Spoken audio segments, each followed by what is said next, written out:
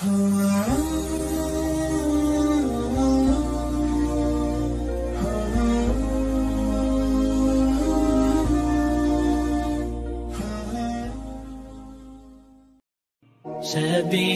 الدموع سبيل مريح تنهدى يا صاحي كي تستريح إن الحمد لله نحمده ونستعينه ونستغفره ونعوذ بالله من شرور أنفسنا ومن سيئات أعمالنا من يهد الله فلا مضل له ومن يضلل فلا هادي له أشهد أن لا إله إلا الله وحده لا شريك له وأشهد أن محمدا عبده ورسوله يا أيها الذين آمنوا اتقوا الله حق تقاته ولا تموتن إلا وأنتم مسلمون يا أيها الناس اتقوا ربكم الذي خلقكم من نفس واحدة وخلق منها زوجها وبث منهما رجالا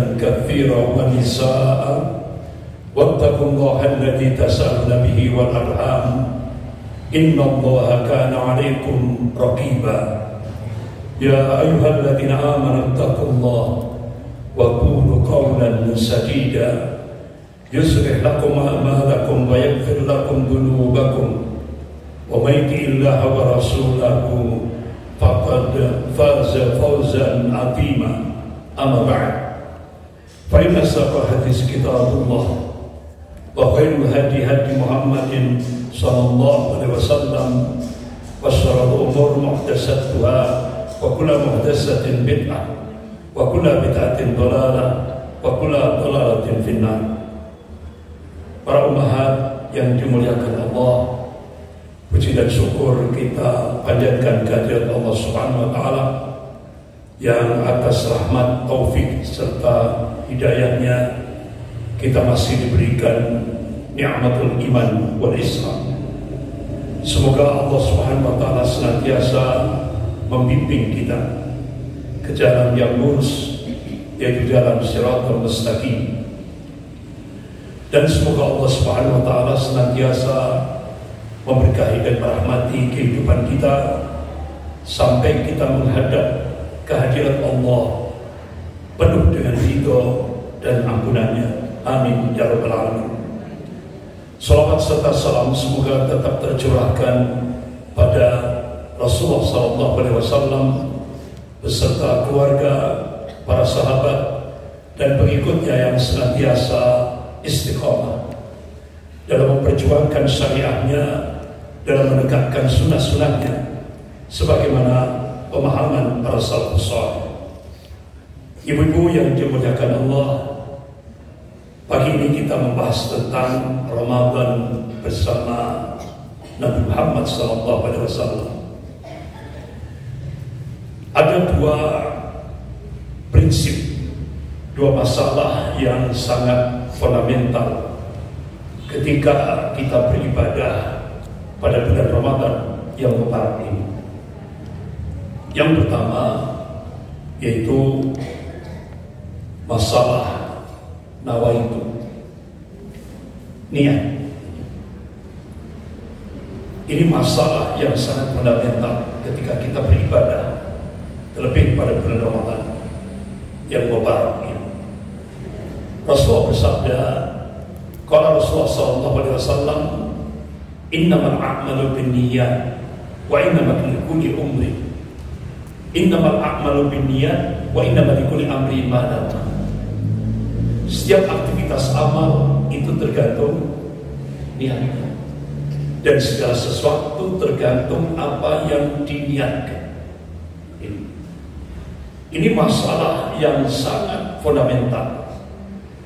Banyak kitab-kitab yang ditulis oleh ulama-ulama ahlu sunnah seringkali diawali bab niat karena saking pentingnya, sangat penting sekali.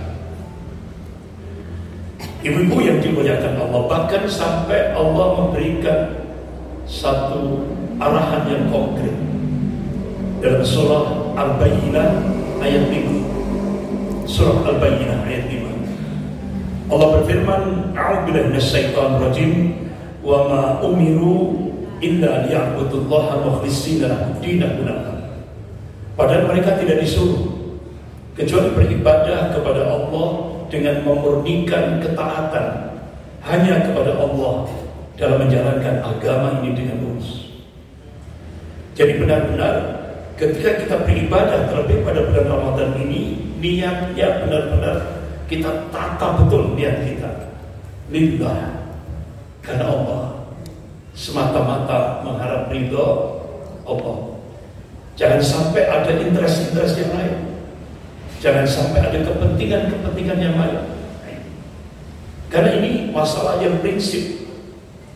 Rasulullah sudah mengingatkan banyak dari umat Rasulullah ini yang berpuasa tapi tidak dapat apa-apa kecuali al-ju' wal atas, kecuali lapar dan dahaga. Jadi Rasulullah sudah kasih kabar keumuman umat Rasulullah seluruh dunia ini, dia melaksanakan shaum di bulan Ramadan tapi tidak dapat apa-apa kecuali al-ju' wal atas, lapar dan dahaga. Kenapa ini bisa terjadi? Karena salah niat yang salah. Ada orang yang berpuasa niatnya diet. Ya, niatnya diet. Ya betul, itu betul salah. Tapi niatnya salah. Seringkali kita muncul seperti itu. Ya, jadi ini salah niat berarti. Ada juga orang yang niat puasa tapi yaitu ada kepentingan dunia. Jadi ada interest yang lain. Jadi benar-benar ini harus kita tata niat kita, benar-benar kita tata. Ini masalah yang prinsip. Kemudian yang kedua, masalah yang sangat fundamental, sebagaimana Allah ingatkan dalam surah Al-Imran ayat 31. Surah Al-Imran ayat 31. Allah berfirman, a'udzubillahi minasyaitonir rajim, qul in kuntum tuhibbunallaha fattabi'uni yuhibbukumullah wa yaghfir lakum dzunubakum wallahu ghafurur rahim. Qul in kuntum tuhibbunallah, katakanlah jika kalian benar-benar cinta kepada Allah, fattabi'uni, ini perintah dari Allah, kita disuruh mutaba'ah, ittiba kepada Rasulnya. Apa wujud konkret kita ittiba kepada Rasulnya? Ihya sunnah, itu menghidupkan sunnah-sunnah Rasulullah SAW, terlebih pada bulan Ramadan yang mubarak ini. Jadi hidupkan sunnah. Kalau itu sudah kita aplikasikan terlebih pada bulan Ramadan yang mubarak ini, Allah berjanji, dan janji Allah pasti. Innallaha la yukhliful mi'ad. Allah tidak akan mengingkari janjinya. La tabdila li kalimatillah, tidak ada perubahan akan kalimat-kalimat Allah. Apa janji Allah? Yuhibbukumullah, Allah akan mencintai kita. Masya Allah, dalam satu hadits qudsi, kalau ada seorang hamba Allah dicintai oleh Allah, Allah akan jadi matanya yang dengan itu dia bisa melihat. Allah akan jadi tangannya, dengan itu dia bisa menggenggam. Allah jadi kaki yang dengan itu dia bisa berjalan. Ini bahasa kinayah, kiasan. Artinya, kalau Allah cinta pada seorang hambanya, Allah jaga dia, Allah lindungi dia, Allah selamatkan dia dalam kehidupan dunia dan kehidupan akhirat. Bahkan ibu-ibu, kalau ada seorang hamba dicintai oleh Allah, doa-doanya makbul, mudah diijabahi oleh Allah. Jangankan doanya, apa yang terbersit dalam hatinya, apa bahasa Jawa? Kerentek batin, ya kan? Kerentek batin. Jadi apa yang terbersit dalam hatinya sudah didengar. Saya kira insya Allah ibu pernah alami. Jadi masih di batin, Allah sudah kabulkan. Masih di batin, belum diminta, Allah sudah mendengar, Allah sudah berikan. Masya Allah, itu tanda Allah cinta pada seorang hambanya. Bahkan kata Rasulullah, kalau ada seorang hamba dicintai oleh Allah, dia dimusuhi oleh orang lain, Allah nyatakan perang kepada mereka. Ini kecemburuan Allah, Masya Allah. terhadap hamba yang dicintainya itu, Masya Allah, melebihi cintanya seorang suami kepada istrinya. Masya Allah, luar biasa. Ibu-ibu yang dimuliakan Allah, oleh karena itu ada ulama Ahlus Sunnah yang menulis kitab. Beliau adalah Al-Imam Ibnul Qayyim Al-Jauzi rahimahullah. Beliau tulis kitab judulnya Asyara, 10 marhalah tahapan untuk membangun mahabbatullah, kecintaan kepada Allah. Salah satu di antaranya Ihya'us Sunnah, menghidupkan sunnah Rasulullah SAW. Kenapa ini penting? Dua masalah ini penting, masalah yang sangat mendasar, fundamental. Jangan sampai dua masalah ini kita anggap remeh, niat dan Ihya'us Sunnah. Karena tadi itu Rasulullah sudah ngasih kabar, banyak umat Rasulullah yang berpuasa tapi tidak dapat apa-apa. Dapatnya cuma lapar dan dahaga, al-ju' wal atas. Kenapa itu bisa terjadi? Ini tadi dua masalah penting ini, dua masalah yang sangat fundamental ini tidak diindahkan, yaitu masalah niat dan yang kedua Ihya'us Sunnah. Oleh karena itu Al-Imam Ibnu Katsir rahimahullah ketika beliau menafsirkan surah Al-Imran ayat 31 ini, kalau ada orang ngaku cinta kepada Allah tapi dia tidak Ihya'us Sunnah, tidak menghidupkan sunnah Rasulullah SAW, berarti cintanya kepada Allah itu palsu, kadzab. Itu Al-Imam Ibnu Katsir rahimahullah ketika menafsirkan surah Al-Imran ayat 31. Dan Allah tidak hanya itu tadi, yuhibbukumullah, tidak hanya mencintai kita, mencintai hambanya. Lebih dari itu, apa? Wa yaghfir lakum dzunubakum, dan Allah akan mengampuni dosa-dosa.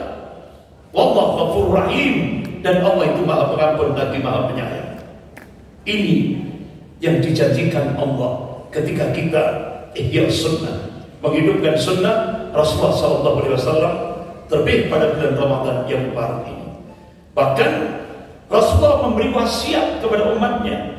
Qala Rasulullah SAW, fa'alaikum bisunnati wa sunnatil khulafa'i rasyidin al-mahdiyyin min ba'di, tamassaku biha wa'adu 'alaiha bin nawajid, wa iyyakum wa muhdatsatil umur, wa kullu muhdatsatin bid'ah, wa kullu bid'atin dhalalah, wa kullu dhalalatin finnar. Ini wasiat Rasulullah. Fa'alaikum bisunnati wa sunnatil khulafa'i rasyidin al-mahdiyyin min ba'di. Berpegang teguhlah kalian pada sunnahku dan sunnah khulafa'ur rasyidin, para sahabatnya, al-mahdiyyin yang diberi petunjuk, min ba'di, sesudahku. Bahkan Rasulullah memberikan penegasan, tamassaku biha wa'adu 'alaiha bin nawajid. Pegang kuat-kuat sunnah Rasulullah, gigitlah sunnah Rasulullah itu dengan gigi geraham. Ini bahasa kinayah. Artinya apa? Kita disuruh konsisten, istiqomah, berpegang kepada sunnah Rasulullah SAW. Ini dampaknya besar, ya. Ini dampaknya besar, ya. Tidak hanya dunia tapi sampai akhirat, dunia dan akhirat. Ini implikasinya besar. Sampai-sampai ibu-ibu, kalau kita konsisten, istiqomah, berpegang pada sunnah Rasulullah, Masya Allah, 1445 tahun yang lalu di hadapan para sahabatnya, itu sampai Rasulullah meneteskan air mata. Terucap ucapan Rasulullah, ya ikhwani, ya ikhwani, ya ikhwani, sampai nangis Rasulullah. Ada sahabat tanya, ya Rasulullah, apakah yang kau sebutkan tadi, yang kau maksudkan tadi kami, ya Rasulullah? Tidak. Antum ashabi, kamu sahabat. Tapi yang aku sebut itu tadi, yang aku rindukan, ini 1445 tahun yang lalu Rasulullah SAW sudah merindukan. Siapa ya Rasulullah? Itulah umatku akhir zaman. Insya Allah kita ini. Makanya ketika kita Ihya'us Sunnah, itu yang dirindukan oleh Rasulullah. Umat yang dirindukan oleh Rasulullah itu umat akhir zaman. Makanya sampai nilai pahalanya luar biasa. Ibu-ibu yang dimuliakan Allah. Nah sekarang apa amalan-amalan sunnah yang dicontohkan oleh Rasulullah selama bulan Ramadan? Ulama-ulama fikih itu meringkas ada 7 amalan sunnah yang dicontohkan oleh Rasulullah SAW. Yang pertama, siam Ramadan, puasa pada bulan Ramadan. Sebagaimana dalilnya Allah ingatkan dalam surah Al-Baqarah ayat 183. A'udzu billahi minasyaitonir rajim. Ya ayyuhalladzina amanu, hai orang-orang yang aman, beriman, yang beriman kepada Allah. Jadi ibu-ibu, ini panggilan khusus, Allah manggil khusus. Jadi Allah tidak manggil ya ayyuhan nas, wahai manusia, ya ayyuhan muslimun, wahai kaum muslimin, tidak.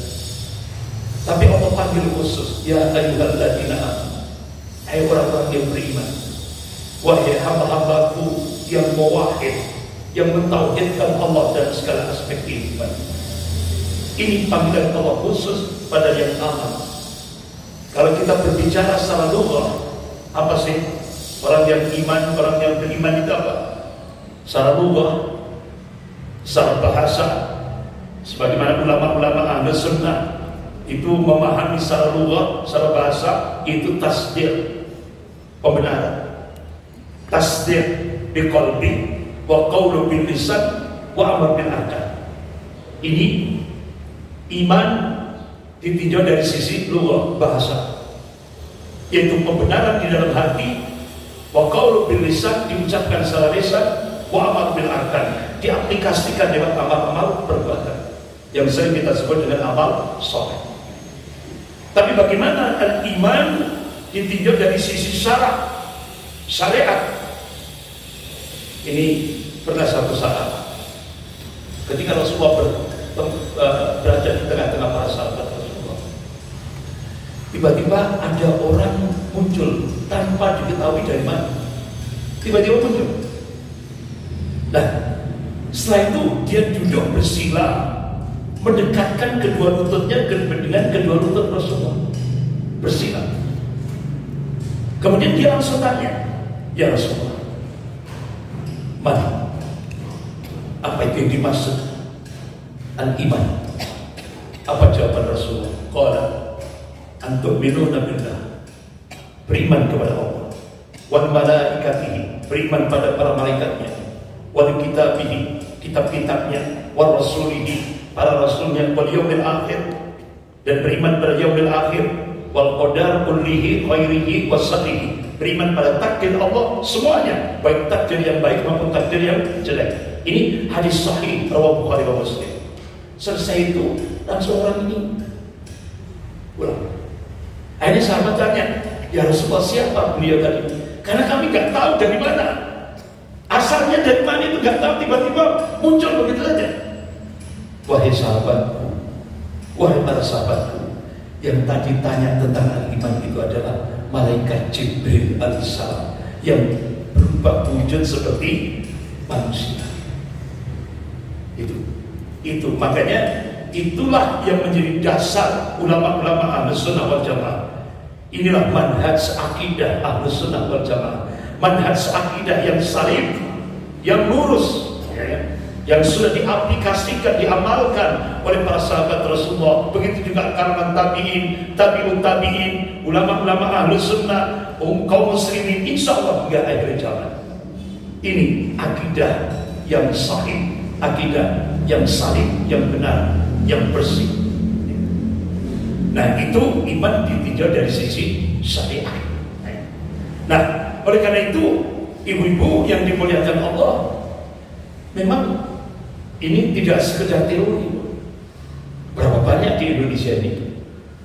Bukan orang sembarangan. Tokoh yang masanya ratusan juta, ya, bukan ratusan juta, ya mungkin puluhan juta masanya, ya, masanya. Tapi begitu pidato Dia mengatakan tidak percaya yaumil akhir. Tidak percaya yaumil akhir. Ya. Ini nggak ngerasani, ini tenang dia. Ini nggak ngerasani, ini benar, hak. Ya, ini hak nyata. Bude. Tidak percaya yaumil akhir. Nah, padahal masanya ratusan, mungkin ya ratusan juta se-Indonesia. Masanya paling mayoritas di Indonesia. Masanya yang ikut dia itu ratusan juta orang. Tapi dia pidato tidak percaya yaumil akhir. Nah, jumhur ulama Ahlus Sunnah seluruh dunia sepakat. Saat itu dihukumi kafir. Tidak ada ikhtilaf, tidak ada perselisihan di tengah-tengah ulama, tidak ada. Kafir. Padahal pengikutnya, ya Allah, banyak sekali. Tidak ada banyak double W, banyak. Se-Indonesia. Jadi nanti kalau meninggal tidak wajib disolati, tidak wajib disolati, kecuali kalau ada pengumuman dia sudah syahadat ulang, boleh disolati. Ya. Jadi ini masalah din, masalah agama ini tidak boleh dianggap mainan, ya kan? Tidak boleh dianggap permainan, tidak boleh main-main. Contoh adiknya, setelah kakaknya, adiknya langsung memberikan statement. Ya, suara apa? Kidung itu lebih indah daripada suara Anda. Konde itu lebih cantik daripada jilbab. Astagfirullah. Akhirnya umat Islam se-Indonesia marah. Ini bisa kena delik hukum pidana. KUHP pasal 156A, penodaan agama. Bisa dihukum penjara maksimal 5 tahun penjara. Jadi umat Islam protes, tegakkan hukum. Walaupun adiknya Bude, tegakkan hukum. Ya kan? Ya kan? Marah. Akhirnya Kiai Haji Ma'ruf Amin sebagai Ketua Majelis Ulama Indonesia Pusat langsung besok mawati, ayo ini di depan stasiun televisi, ibu minta maaf saja kepada umat Islam. Akhirnya minta maaf. Tapi ternyata apa yang terjadi? Ketua Majelis Ulama Indonesia Pusat memberi maaf, tapi Allah tidak memaafkan. Allah tidak memaafkan. Akhirnya apa yang terjadi? Resmi dia murtad. Dia proklamasikan sebagai Hindu. Sampai sekarang. Nah, nanti tinggal tunggu tanggal mainnya, Bu. Nanti kalau meninggal, kalau dia masih tetap Hindu, Allah ingatkan dalam surah Al-Baqarah ayat 217. Surah Al-Baqarah ayat 217. A'udzubillahi minasyaitonir rajim. Mayartadda minkum an dinihi. Barang siapa yang keluar dari agama Allah, fayamutu wa huwa kafir, kemudian dia mati dan keadaan kafir. Jadi kita tunggu nanti kalau Bu Sukmawati itu nanti sampai meninggal dalam keadaan hidup, berarti sama dengan ayat ini. Wa ulaika habitat a'maluhum fid dunya wal akhirah. Sia-sialah kebaikannya dalam kehidupan dunia, kehidupan akhirat. Ulaika ashabun nar, mereka penghuni neraka. Hum fiha khalidun, selama-lamanya. Ini implikasinya, dampaknya. Makanya tidak boleh dibuat main-main agama ini.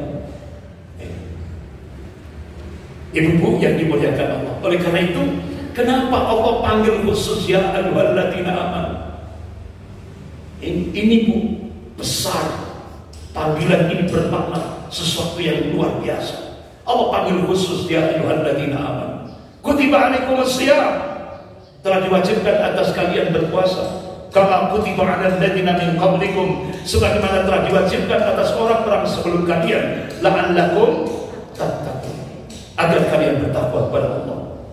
Jadi tujuan Allah mensyariatkan ibadah saum pada bulan Ramadan ini agar kita menjadi hamba Allah yang muttaqin. Ibu-ibu, muttaqin itu derajat puncak manusia di sisi Allah. Harta yang kita miliki, jabatan, pangkat, kedudukan, kekuasaan, martabat, keturunan yang kita miliki bukan merupakan ukuran tunggal kemuliaan seseorang di hadapan Allah. Akan tetapi ukuran tunggal kemuliaan seseorang di hadapan Allah hanyalah ketakwaannya. Inna akramakum indallahi atqakum.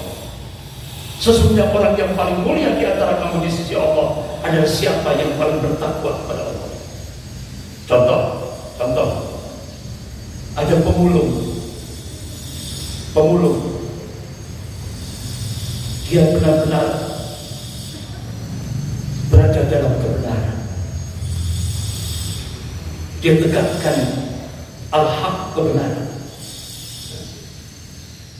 Kemudian ini pemulung, dia benar-benar tegakkan kebenaran dan keadilan. Yang sebelahnya presiden, dia tegakkan kecurangan, kezaliman. Nah, kira-kira yang masuk surga pemulung atau presiden? Pemulung. Ini. Jadi yang paling tinggi di hadapan Allah adalah ketakwaannya, bukan jabatannya. Walaupun dia seorang pemulung, ya kan? Sampai ibu pernah dengar Bill Gates. Bill Gates itu orang yang paling kaya saat dunia di majalah Forbes, ya kan? Dia pengusaha Microsoft, ya kan? Pengusaha IT yang luar biasa, terkaya saat dunia. Nah, satu saat dia di sebuah bandara. Nah, ada penjual koran. Nah, ini dipanggil oleh Bill Gates. Penjual koran ini dipanggil oleh Bill Gates. Saya beli koran. Nah, pas buka dompetnya, kan tidak ada. Orang kaya, orang kaya masa nyimpen duit receh, ya kan? Duit receh itu kan nggak mungkin. Dan saya sempat ketika saya diundang di DPR RI, itu ada selentingan suara, ya kan? Selentingan suara. Jadi untuk membuang uang receh, anggota DPR RI untuk buang uang receh itu apa? Rekreasi ke Eropa. Itu buang uang receh. Untuk buang uang receh itu rekreasi di Eropa. Saya terus bayangkan, ya Allah, terus gimana nanti hisabnya, nanti diomel. Nah, ini tadi Bill Gates ini tadi nggak bawa uang receh, uangnya yang gede-gede, ya kan, dolar. Tapi apa yang terjadi? Anak ini tadi, anak yang masih kecil yang jualan koran ini di bandara itu tadi, langsung menyerahkan. Loh, saya nggak bawa uang receh, saudara, ini gratis. Diserahkan koran. Habis itu, ibu-ibu, satu saat beliau ketemu lagi di bandara anak ini tadi. Kebetulan dia bawa uang receh lagi. Nah, akhirnya ibu-ibu, dia Bill Gates ini tadi langsung tanya, ada apa? Ketika saya memberikan orang yang tidak punya, ya kan, tidak punya, ya kan, tidak punya uang receh, itu Tuhan saya benar-benar akan cinta kepada saya. Ketika memberi orang yang membutuhkan, memberikan pada orang yang membutuhkan, ya Allah, itu tersentuh Bill Gates. Ternyata anak ini lebih kaya daripada Bill Gates. Sehingga akhirnya begitu sampai ke kantor yang megah itu, ya kan, megah itu, dia perintahkan anak buahnya untuk mencari cari anak kecil tadi di bandara, ternyata sudah tidak ada. Jadi inilah ternyata Allah tunjukkan Bill Gates dengan anak kecil ini lebih kaya anak kecil, karena dia punya kalbu, punya hati, punya empati. Tidak tahunya orang yang ini tadi, yang beli koran ini tadi, orang yang paling kaya saat dunia ini, Bill Gates. Gitu. Jadi inilah halal, inilah ikra, baca realitas kehidupan. Ibu-ibu yang dimuliakan Allah, kembali lagi kepada siam Ramadan. Rasulullah SAW bersabda, qala Rasulullah SAW, man sama Ramadan imanan wa ihtisaban, ghufira lahu ma taqaddama min dhanbi. Ini hadis sahih riwayat Bukhari wa Muslim. Barang siapa yang berpuasa pada bulan Ramadan imanan, dengan iman, wa ihtisab, semata-mata mengharap pahala dari sisi Allah, ghufira lahu ma taqaddama min dhanbi. Niscaya Allah akan mengampuni dosa-dosanya yang telah lalu. Ini hadis sahih riwayat Bukhari wa Muslim. Pernah ibu-ibu, satu saat ada seorang sahabat namanya Abu Umamah radhiyallahu anhu. Beliau tanya kepada Rasulullah, ya Rasulullah, amalan apa yang bisa memasukkan seorang hamba Allah ke dalam surganya Allah? Apa jawaban Rasulullah? Qala, 'alaika bis-shaum, kerjakan puasa. Fa innahu la mithla lahu, karena ibadah puasa nilai pahalanya tidak ada yang sebanding. Dalam satu hadis qudsi, kalau setiap aktivitas amal seorang hamba itu untuk dirinya, kecuali puasa. Kalau puasa itu kata Allah untukku, dan aku sendiri kata Allah yang memberikan balasannya. Allah akan memberikan balasan pahala dari 10 sampai 700 kali lipat. Masya Allah, luar biasa. Ibadah sunnah yang kita kerjakan itu nilai pahalanya seperti ibadah fardu, apalagi ibadah fardu. Jadi ibu-ibu, di bulan Ramadan ini Allah obral pahala. Oleh karena ini kesempatan emas, jangan sampai disia-siakan. Oleh karena itu ibu-ibu, jadikan Ramadan kali ini Ramadan terakhir. Kita bakal mati. Jadikan Ramadan ini Ramadan yang terakhir. Insya Allah kita bisa khusyuk dan bisa maksimal.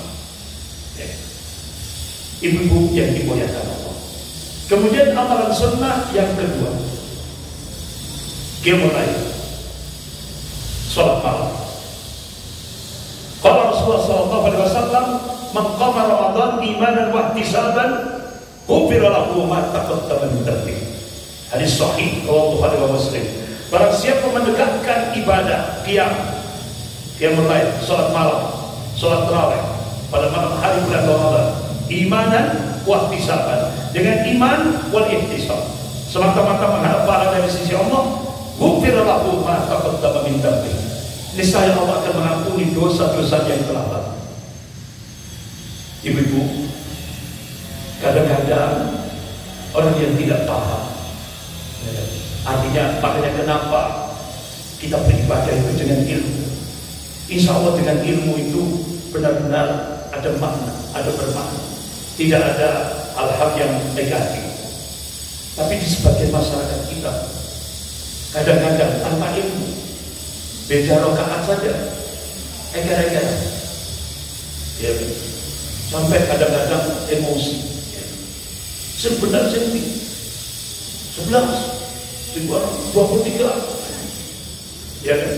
Sampai jumlah rakaat saja jadi geger. Kenapa itu bisa terjadi? Karena tanpa ilmu. Kalau dia berilmu, insya Allah dia tasamuh, saling menghormati. Kenapa? Kalau 11 rakaat itu mengikuti Rasul. Kalau 23 rakaat itu mengikuti sahabat. Khalifah Umar bin Khattab radhiyallahu anhu. Dalilnya apa?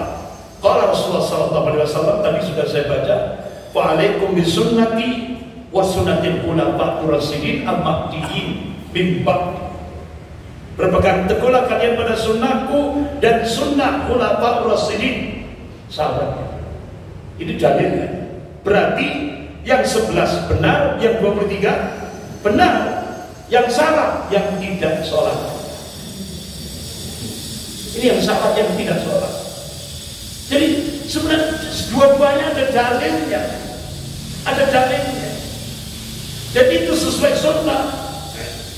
Yang 23 mengikuti Khalifah bin Khattab radhiyallahu anhu, ya, sahabat Rasul. Yang satunya mengikuti Rasul. Dua-duanya benar. Dalilnya tadi itu. Rasulullah bersabda. Nah, yang salah yang tidak sholat.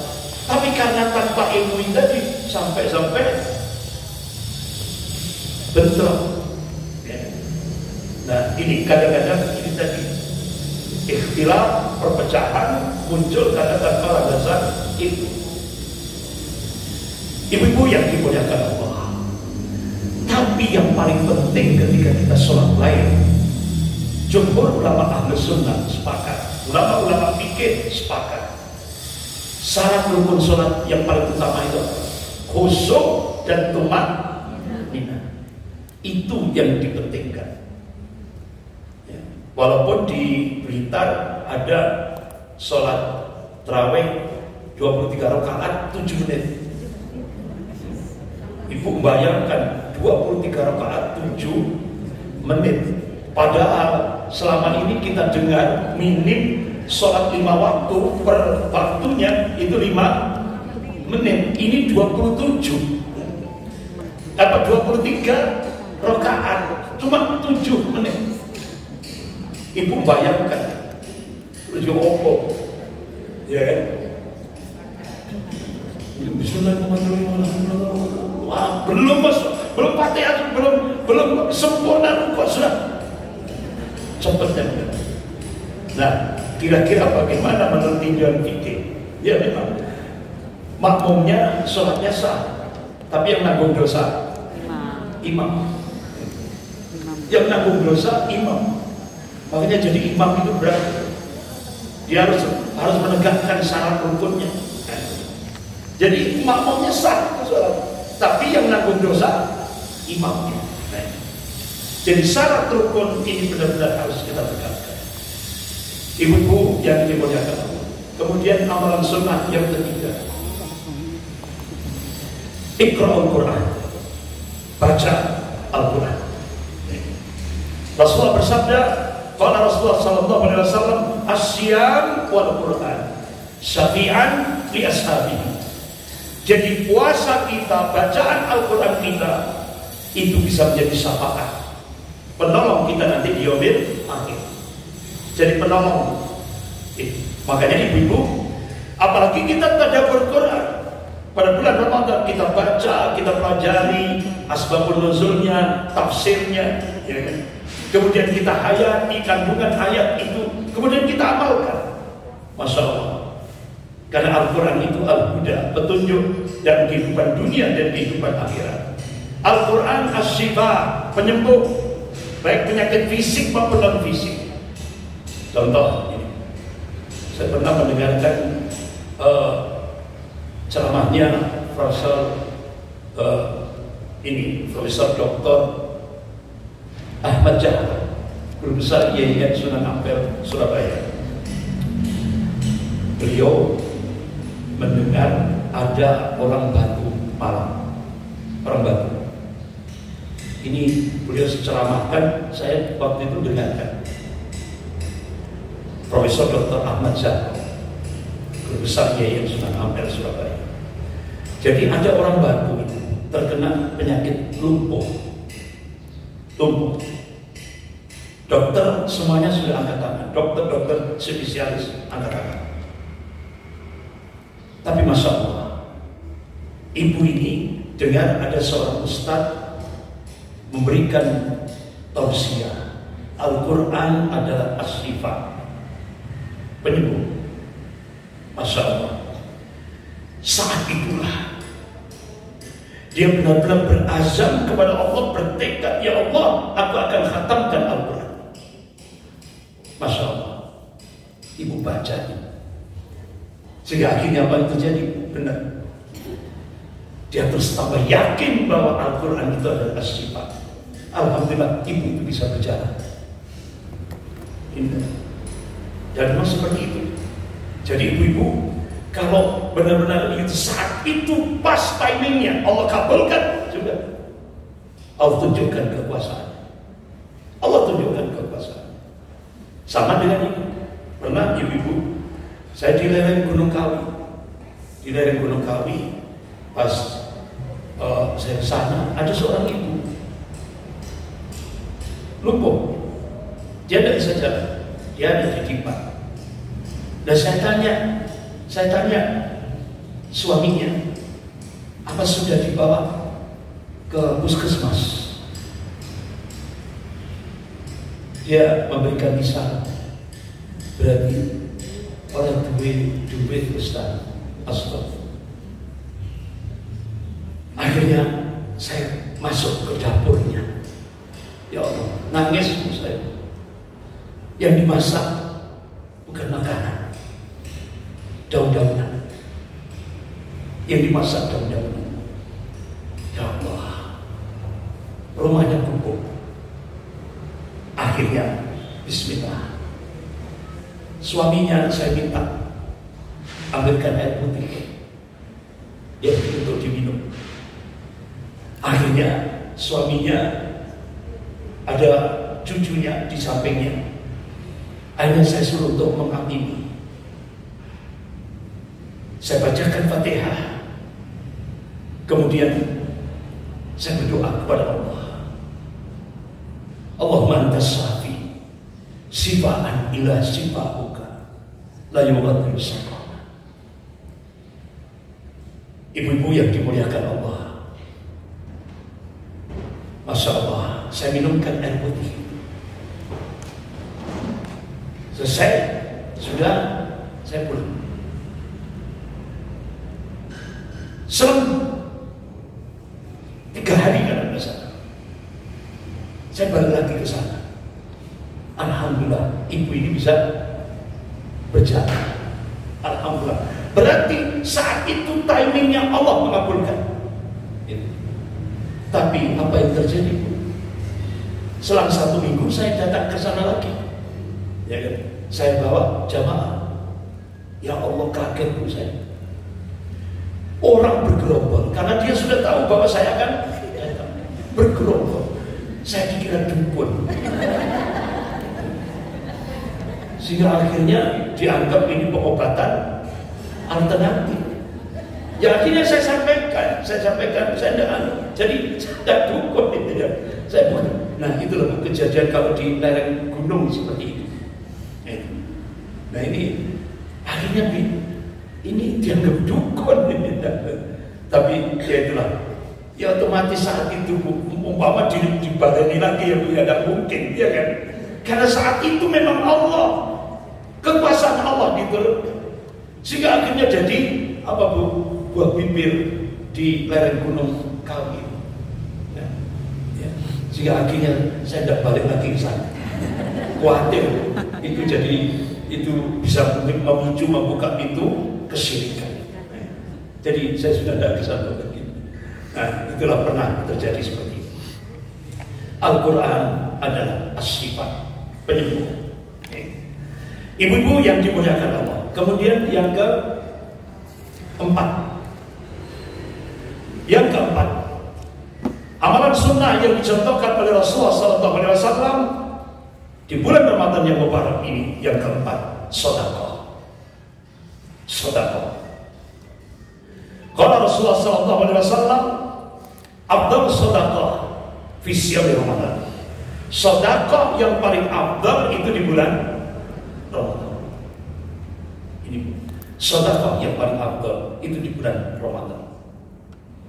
Ibu-ibu yang dimuliakan Allah. Jadi tadi itu kan lereng Gunung Kawi. Tapi karena sudah masyarakatnya sudah lupa gitu ya. Dia berdukun tadi sudah lupa. Tapi alhamdulillah akhirnya saya ke sana lagi sudah tidak bergerombol. Tidak jadi masa yang banyak. Alhamdulillah. Sehingga akhirnya benar-benar dakwah terus berjalan. Karena 3 gunung ini bu, Masya Allah unik. 3 gunung ini unik. Sampai sekarang alhamdulillah terus kita rawat. Jadi gunung yang pertama Gunung Bromo. Ya. Alhamdulillah ibu-ibu, kita bersyukur. Ketika kita dekati, ini awalnya kita dekati. Ini berkenaan dengan sedekah. Kita dekati tokoh Hindu, tapi kita cari yang paling kaya. Kita punya strategi waktu itu. Oh, tokoh Hindu yang paling kaya. Alhamdulillah ketemu. Namanya Pak Bonasir. Alhamdulillah kita izin untuk nginap di rumahnya. Jadi kalau di sana Bu, ibu kalau masuk biasanya kalau kita masuk ke rumah orang kan di ruang tamu. Itu kan hal yang lumrah. Kalau di sana enggak. Jadi saya begitu masuk itu langsung masuk dapur. Masuk dapur. Dapurnya gede, ya gede. Tapi kalau rumahnya mewah, punya mobilnya banyak, ya kan? Orang yang kaya di lereng Gunung Bromo, di dekat B29. Ya. Jadi itu desa di atas awan. Desa di atas awan. Nah, akhirnya alhamdulillah saya diizinkan untuk nginap. Alhamdulillah terjadi interaksi. Begitu beliau ke ladang, saya ikut ke ladang. Akhirnya terus kita berinteraksi. Singkat cerita Bu, alhamdulillah dapat hidayah. Minta syahadat. Kenapa? Ketika saya sholat diperhatikan. Jadi mungkin ada sentuhan-sentuhan kau. Alhamdulillah ibu masuk Islam. Begitu beliau syahadat, otomatis dia yang tokoh paling kaya lagi, otomatis yang bawa ngikut, sehingga akhirnya kita door to door mensyahadatkan. Alhamdulillah Bu, mulai bulan Januari sampai Desember itu kurang lebih 234 syahadat. Alhamdulillah 234. Nah akhirnya ibu-ibu biasa pas bulan Ramadan gini, pas 10 hari terakhir, ya kan, itu Pak Haji Ahmadi, takmirnya Masjid Al-Ghifari, Pak Ahmadi, ada Ustaz, saya itikaf Ustaz. Ini segini aja, saya ajak itikafnya jihad. Jadi bukan di masjid, jihad. Saya ajak keliling. Terus bawa apa Ustaz? Sarung. Bawa sarung. Itu kalau sarung itu di tengah orang-orang Bromo, orang-orang suku Tengger, Masya Allah seperti emas. Sehingga akhirnya Pak Haji Suhaib dengan Pak Haji Ahmad Al-Qamayarham sudah meninggal. Pak Haji Suhaib sudah meninggal. Beliau punya mobil tak yang bisa naik ke atas. Nah akhirnya kita bawa sarung, Masya Allah senyap kan. Jadi 234 ini tadi. Alhamdulillah akhirnya saya mencoba untuk merubah KTP-nya dari Hindu, suku Tengger Hindu, ya kan, kita rubah ke Islam. Kepala desanya nolak. Kepala desanya nolak. Tidak mau untuk meneruskan. Akhirnya alhamdulillah ada jalan ke Pak Camat. Pak Camatnya Muslim, ya kan, camatnya Muslim, Kecamatan Senduro, Muslim. Alhamdulillah langsung Pak Camat langsung berikan zat, dah tak tangani sendiri. 234 itu berubah dari Hindu Tengger berubah menjadi Islam. Alhamdulillah. Setelah sekian terus kita tempatkan dai di sana, kita tempatkan dai. Nah, kita tempatkan dai. Alhamdulillah bersama istrinya. Alhamdulillah terus pembinaan terus berlangsung. Satu saat saya ke sana lagi, ya kan? Ya Allah, saya ditalami sama yang tadi tokohnya. Ustaz, alhamdulillah saya sudah pulang dari haji bersama istri saya. Allahu Akbar. Haji pertama kali orang suku Tengger. Ya Allah, luar biasa. Jadi ini benar-benar. Bahkan ketika kita sholat Idul Fitri pertama kali, sholat Idul Fitri yang pertama, Masya Allah, benar-benar sangat mengharukan ibu. Hingga akhirnya pas ibu ada yang meninggal. Ya Allah, jangan meninggal, bingung. Kerandanya Ustaz. Wah, ini alhamdulillah saya sebarkan ke jamaah. Alhamdulillah ada jamaah Masjid An-Nur Jagalan. Sudah Ustaz, tak buatkan keranda. Jadi keranda itu Bu yang dibikinkan sama beliau itu keranda yang paling mewah sak lereng Gunung Bromo. Pakai stainless itu. Ya, yang stainless yang putih itu paling mewah. sak Bromo. Alhamdulillah. Jadi sampai sekarang terus bertambah. Tidak hanya 234, terus bertambah. Dan begitu juga di lereng Gunung Kawi, apa di lereng Gunung Semeru. Ya Allah, ini juga luar biasa. Di lereng Gunung Semeru itu Bu, satu dusun itu 7 gereja. 7 gereja. Pensupportnya gereja katedral Jalan Ijen. Gereja katedral Jalan Ijen. Itu pensupportnya. Sehingga akhirnya apa yang terjadi ibu-ibu? Ya Allah, sudah 7 gereja. Gimana ini caranya? Ya kan? Dulu itu benar-benar ya Islamnya Islam kejawen kan. Ini kan berat. Tapi Masya Allah, kita mencoba apa sih masyarakat sini yang paling untuk bisa tertarik itu apa? Ternyata hiburan. Akhirnya Bu, dari Malang kita bawa screen sama LCD. Kita putarkan film-film Islami. Ya Allah Bu, meludak Bu. Karena gedek tular kan. Ya Allah, film-film Islami ini. Jadi kita waktu itu berpikir kalau kita ceramai lari. Wong Islam kejawen waktu itu. Akhirnya kita tayangkan film-film Islam, Masya Allah, sampai larut malam. Jadi mulainya jam berapa? Jam 9. Dan selesainya jam 11 malam. Nah itu, alhamdulillah ibu-ibu, terjadilah syahadat masal. Dapat hampir 400 lebih syahadat masal. Alhamdulillah, kita bersyukur. Nah akhirnya ibu-ibu yang dimuliakan Allah begitu. Nah ada seorang ibu, saya benar-benar langsung donnya itu apa? Saya tanya, Bu, ibu rumahnya yang sebelah mana? Itu saat yang pucuknya semburan Gunung Semeru, yang paling pucuk. Loh, terus ibu berangkat dari tempat ibu ke lokasi pengajian ini berapa waktunya? Setengah hari. Yo. Langsung Bu, saya don. Benar-benar don. Akhirnya, ya Allah, saya kontak beberapa jamaah.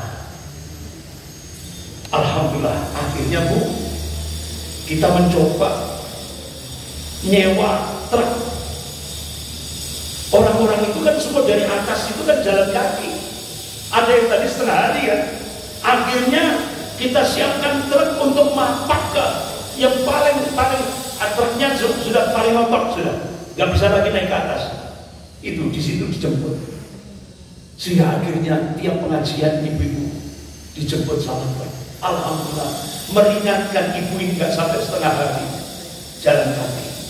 Alhamdulillah. Itulah ibu. Nah, itulah mu'alaf yang ada di lereng Gunung Semeru.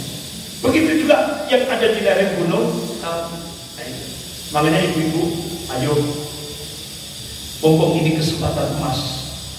Ayo kita kumpulkan sedekah kita untuk saudara-saudara kita yang ada di lereng Gunung Bromo, lereng Gunung Semeru, dan lereng Gunung Kawi.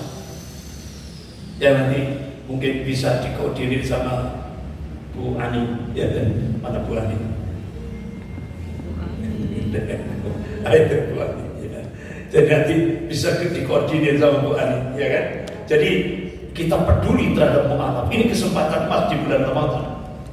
Mu'alaf di Bromo, mu'alaf di Semeru, dan mu'alaf di Gunung Kawi. Itu kita berikan empati. Karena apa, ibu-ibu? Siapa lagi kan bukan kita yang memikirkan, ya kan? Itu. Ini kesempatan emas. Ayo kita kumpulkan sedekah kita untuk kepedulian terhadap mu'alaf Gunung Bromo, Gunung Semeru, dan Gunung Kawi. Nah, kenapa Rasulullah mengabarkan afdal sedekah di siang Ramadan? Sedekah yang paling afdal itu di bulan Ramadan. Jadi bisa kadang-kadang Bu, ada orang mengatakan ini hartaku, ini hartaku. Bukan, kata Rasulullah. Harta yang sebenarnya milik kita itu bukan yang ada di sekitar kita, bukan yang kita makan, bukan yang kita lihat, bukan yang di sekitar kita, yang kita simpan, bukan. Harta yang sebenarnya milik kita yang hakiki itu yang kita sedekahkan fisabilillah, di jalannya Allah. Ini yang akan bisa membuat kita tersenyum nanti pada saat kita menghadapi sakaratul maut. Ini yang akan bisa membuat kita nikmat ketika berada di alam barzakh, alam kubur. Dan ini yang bisa mengangkat derajat kita nanti di yaumil akhir. Oleh Allah Subhanahu wa taala kita akan diangkat derajat kita, yaitu dengan sedekah. Ibu-ibu yang dimuliakan Allah, insya Allah banyak sekali fadilah yang kita dapatkan ketika kita bersedekah. Nah, ibu yang dimuliakan Allah, kembali kepada sedekah. Sedekah itu tidak hanya ngasih duit. Ketika ibu nge-share ayat-ayat lewat HP, hadis, kata-kata hikmah, itu kira-kira sedekah kan? Sedekah. Berapa banyak yang ibu gak paham, gak ngerti, ketika ibu share satu ayat atau hadis atau kata hikmah, ketika di dalam grup itu ada yang membuka, tersentuh, kemudian saat itu benar-benar dia menangis taubat, kemudian dia mendapatkan hidayah dari Allah, dan akhirnya dia menuju pada al-khair, kebaikan. Nah, ibu dapat dua pahala. Pahala ketika nge-share al-khair, kebaikan lewat HP, dan pahala ketika ada orang yang baca itu tersentuh dan beliau melakukan al-khair, kebaikan. Itu juga dapat dua pahala. Begitu juga ada orang yang berbuat maksiat, ibu cegah, itu juga sedekah. Ada orang yang mau berbuat zalim, berbuat mungkar, itu juga sedekah. Begitu juga dalam kehidupan berbangsa dan bernegara. Nah, kalau orang berbuat curang, ibu stop kecurangan, tolak pemilu curang, itu sedekah. Sedekah. Ini dalam kehidupan berbangsa dan bernegara. Ya. Makanya ibu-ibu, ketika kita mencegah, karena Allah marah, wailul lil mutaffifin, celakalah orang yang berbuat curang. Ini Allah marah. Nah, kalau Allah marah, kita wajib marah. Benar, Bu? Kalau Allah marah, kita wajib marah. Jangan diam. Kalau ibu diam, berarti seperti setan bisu. Ya, kalau diam seperti setan bisu. Kita harus tampil. Ini mumpung bulan Ramadan, kesempatan lah. Bukan terus akhirnya kalau bulan Ramadan itu terus, adulah, udah kita diam aja, sudah banyak zikir, banyak sudah khusyuk ibadah. Bukan. Ketika kita berada di garda terdepan, contoh, alhamdulillah, ulama-ulama seluruh Indonesia sepakat. Apa? Di mana-mana sudah, termasuk di Jawa Timur. Yang pertama, tolak pemilu curang. Yang kedua, apa? Tuntutan ulama se-Indonesia ini, bubarkan KPU, Bawaslu, dan semuanya yang telah berbuat curang. Yang ketiga, ya kan? diskualifikasi, ya kan, paslon yang sudah berbuat curang. Yang keempat, makjulkan tokoh kecurangan, yaitu presiden, itu makjulkan. Karena aktor semua kecurangan yang terstruktur, sistematis, masif dan brutal ini adalah presiden. Makanya seluruh ulama minta untuk dimakjulkan, karena itu sesuai dengan syarat, ya, syarat bagaimana menurut Islam itu wajib dimakjulkan.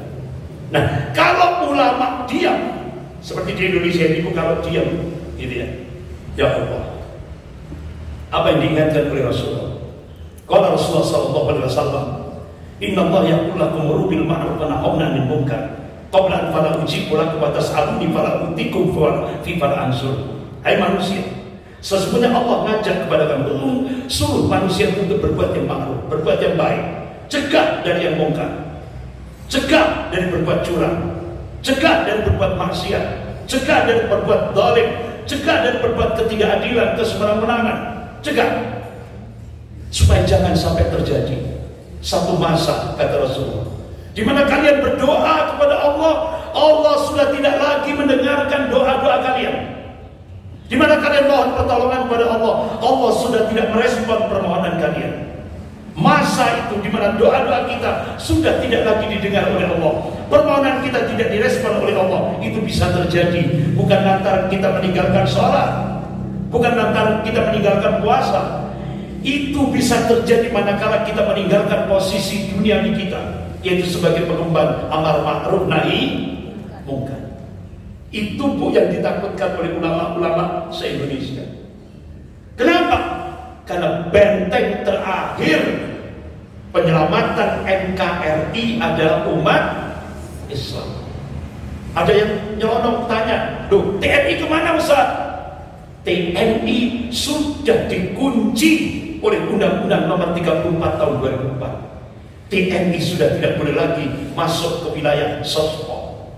Oleh karena itu, penyelamatan NKRI benteng terakhir adalah umat Islam.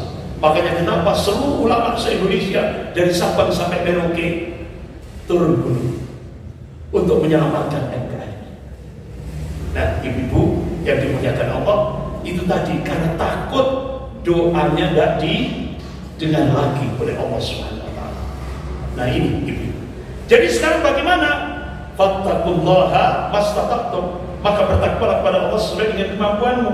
Jadi ibu-ibu, Pak Ustaz, saya tolak pemilu curang, cuma kemampuan saya cuma lewat HP, boleh enggak? Boleh, sangat boleh. Itu berarti kita tampil berada di garda terdepan untuk amar ma'ruf nahi mungkar walaupun lewat HP. Tolak pemilu curang. Nah, itu. Nah, sekarang bagaimana pahalanya di bulan Ramadan? Masya Allah lebih besar. Sampai Rasulullah memberikan busra, berita gembira. Kalau kita menegakkan amar ma'ruf nahi mungkar, apalagi di bulan Ramadan. Ini di lain bulan Ramadan saja Rasulullah kabarkan, kalau Rasulullah SAW lil amili fihim ajr rajulan lil amili fihim ajr 50 rajulan ya'maluna mithla amali. Kalian akan mendapatkan pahala sebanyak 50 orang yang beramal semisal. Sahabat tanya, "Ya Rasulullah, ajr 50 minhum, apakah yang kamu maksudkan dari kalangan mereka?" Lah, tidak. Ajr 50 minkum, dari kalian. Artinya ibu-ibu, kalau kita menegakkan amar ma'ruf nahi mungkar walaupun lewat HP kita, itu kata Rasulullah nilai pahalanya seperti 50 amalan sahabat Rasulullah SAW. Apalagi di bulan Ramadan, lebih dari itu. Berarti kalau itu kita kerjakan, berarti kita sudah melakukan akselerasi amal soleh, percepatan amal, lompatan amal. Mumpung bulan Ramadan. Makanya ibu-ibu, coba kita lihat seluruh ulama se-Indonesia, bahkan ulama-ulama Madura, semuanya turun gunung semuanya. Selamatkan negara kesatuan Republik Indonesia. Jangan sampai kita diam, walaupun cuma lewat HP. Suarakan, suarakan. Selamatkan negara. Kenapa ibu-ibu? Kenapa ulama sudah mulai turun gunung? Karena sudah diprediksi, kalau kita sekarang ini umat Islam tidak tampil berada di garda terdepan, diprediksi tahun 2030 sudah tidak ada lagi Indonesia. Sudah tidak ada lagi Indonesia. Dan ini hasil riset pakar intelijen dunia.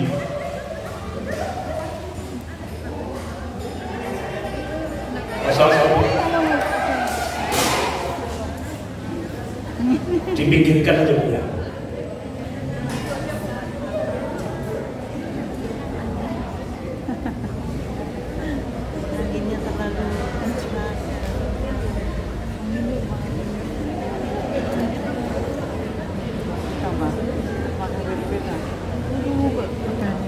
Ibu-ibu yang dimuliakan Allah,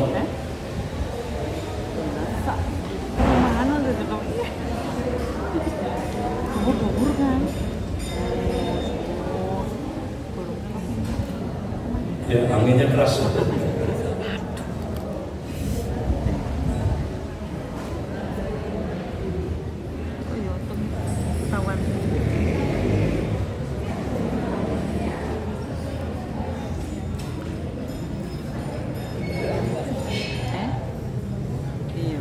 Ibu-ibu yang dimuliakan Allah, itu tadi ada dua pakar intelijen dunia melakukan riset. Sekarang Indonesia sudah tahapan ke-9. Itu. Selangkah lagi Indonesia akan menjadi koloni Cina. Selangkah lagi. Bahkan ibu-ibu, Presiden sudah menandatangani perjanjian dengan Xi Jinping Cina.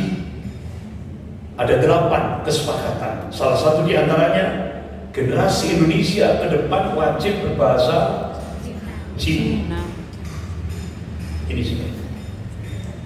Jadi benar-benar ibu-ibu, Indonesia harus bergantung dengan Cina, baik food security maupun energy security.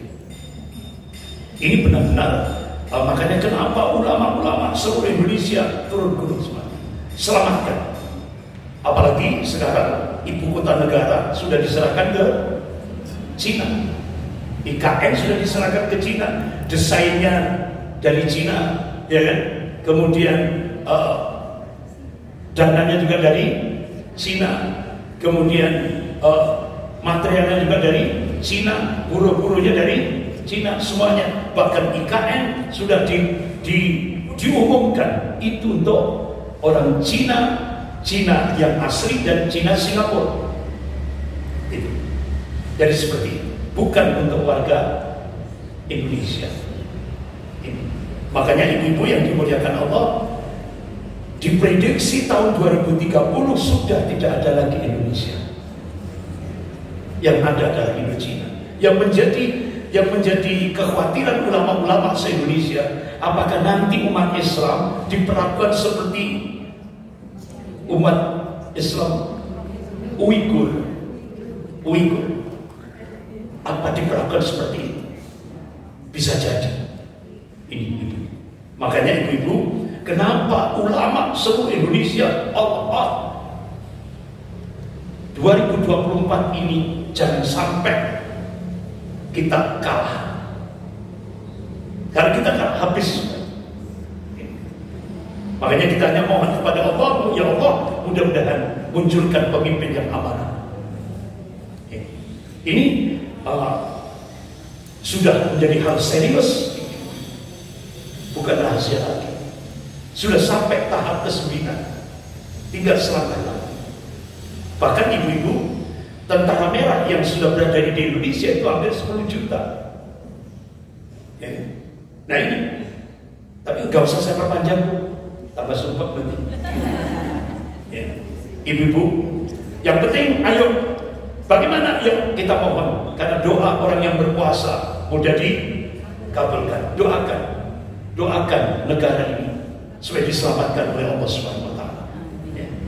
Ibu-ibu, amalan sunnah yang ke-5, Iftar shaim, memberi buka kepada orang yang berpuasa. Memberi buka kepada orang yang berpuasa.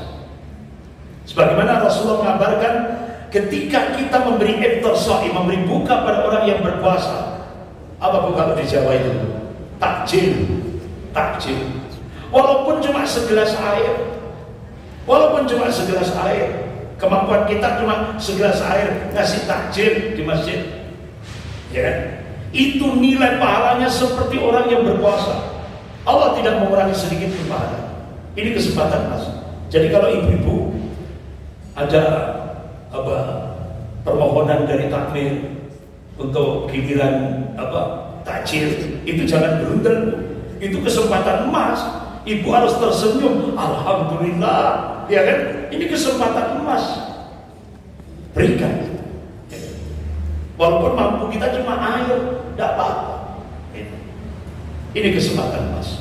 Kemudian ibu-ibu yang dimuliakan Allah, yang keenam, amalan sunnah yang keenam, umrah di bulan Ramadan. Umrah di bulan Ramadan. Qala Rasulullah SAW, umrah di Ramadan takdiru hajjatan ma'i. Ini hadis sahih riwayat Bukhari. Jadi umrah di bulan Ramadan itu nilai pahalanya seperti haji bersama Rasulullah SAW. Nah, pertanyaannya ibu-ibu, bagaimana kalau tahun ini kita belum diberi kemampuan untuk umrah di bulan Ramadan? Masih ada kesempatan. Ibu datang ke masjid, sholat subuh berjamaah. Sholat subuh berjamaah ke masjid, bukan di rumah, di masjid. Ini konteks hadis ini di masjid. Ya. Ba'da sholat subuh, ibu jangan pulang, dengarkan kuliah subuh. Ya.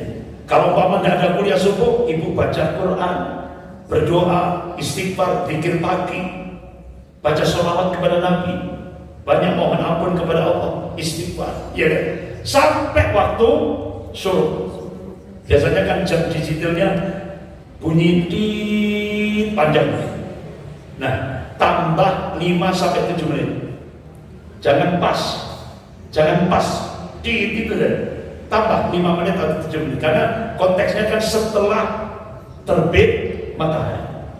Jadi setelah suruh, itu setelahnya. Jadi 5-7 menit tegakkan sholat sunnah Isra 2 rakaat. Rasulullah mengabarkan nilai pahalanya seperti haji dan umrah. Rasulullah ulang-ulang 3 kali, tammatin,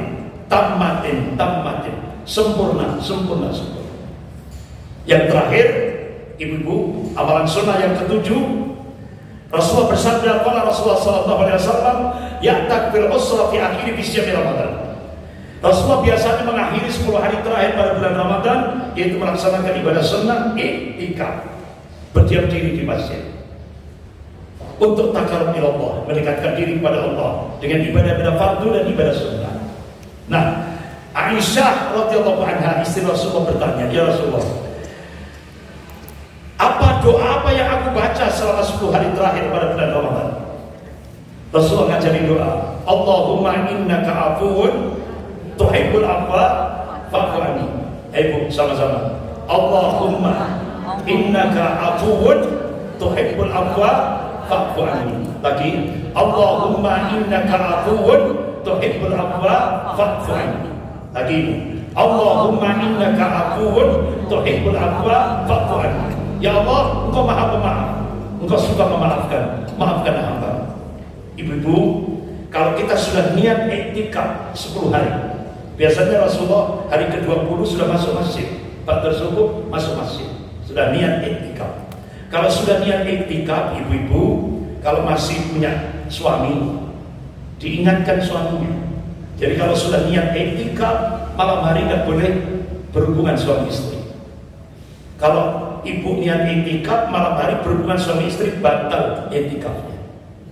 Begitu juga kalau ibu sudah niat iktikaf, gitu ya, kemudian ada pengumuman inna lillahi wa inna ilaihi raji'un, telah meninggal dunia si fulana, akan dimakamkan sekian di tempat pemakaman ini nih. Terus ibu keluar, ibu ikut takziah, ibu ikut takziah, batal iktikafnya. Batal berat iktikafnya. Jadi Bu kalau sudah niat iktikaf sudah nggak usah ikut takziah. Sudah, karena itu fardu kifayah. Sehingga kalau ada yang lain, tetangga-tetangga yang lain sudah ada yang merawat, ya sudah. Kita kalau sudah niat iktikaf, nanti setelah pas hari raya ibu datang ke takziah, tidak apa-apa, ya kan? Karena ibu niat iktikaf. Saya kira gitu ibu-ibu. Mungkin ada pertanyaan, monggo silakan. Monggo silakan.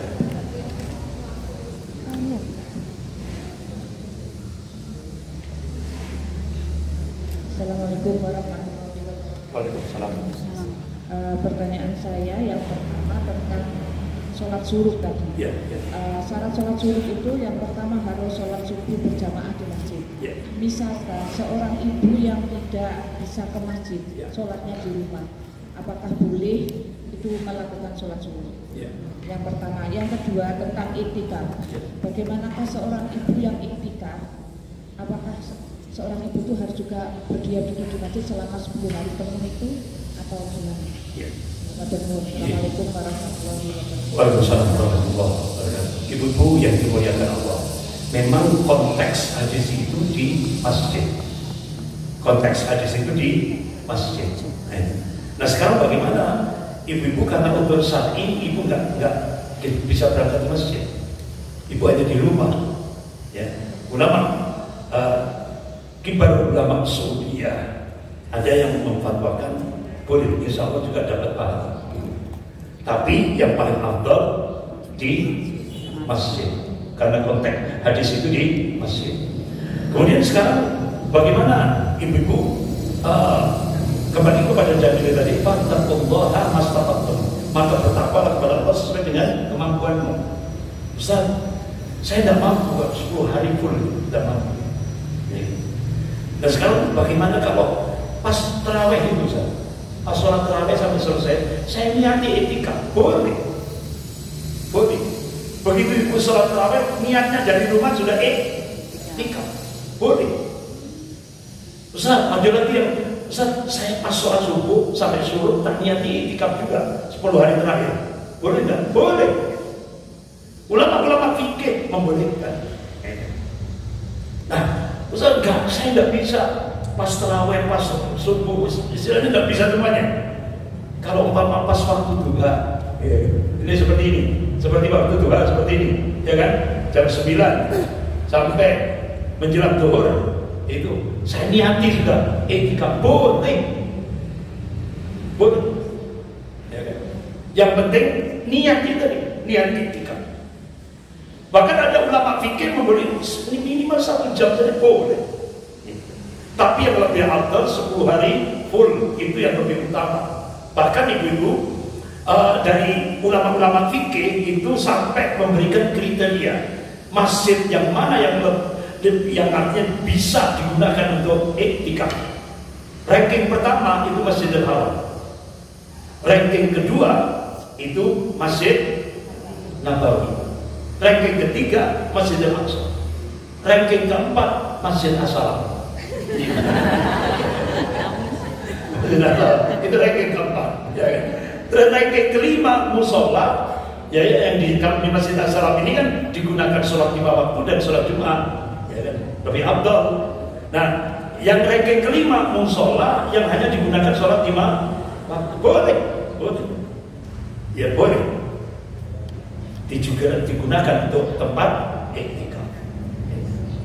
Ada lagi pertanyaan? Ya, monggo. Ya, monggo silakan. Terima kasih. Assalamualaikum warahmatullahi wabarakatuh. Waalaikumsalam. Ini sini Ustaz juga masalah suruh. Ya. Sebetulnya kami tuh tetap ada satu masjid itu yang setelah sholat subuh langsung lewatin Quran, membaca lewatin Quran, kemudian dengan main. Ya. Terus kalau kita mau mengikuti suruh tuh harus ikut. Tapi saya biasanya tuh tilawatilnya di rumah. Itu gimana dok?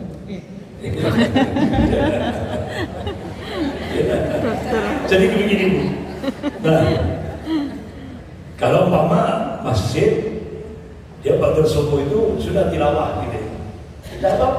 ibu ikuti aja, ya kan? Ibu sambil nyimak murojaah, ibu dengan dapat pahala, ya kan? Jadi ada orang baca Quran, ibu ikut nyimak gitu kan, ya kan? Tidak apa-apa. Ibu dengan sampai waktu suruh